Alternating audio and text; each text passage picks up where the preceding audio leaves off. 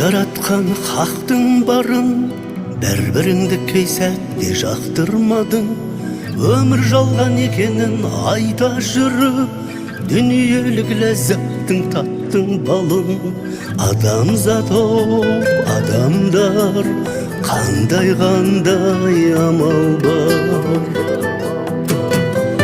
Адамдар ай, білмеймін ендігісі болар қалай. Бәріміз де қонақпыз жер бетіне, өмір сүріп жатырмыз амалдамай.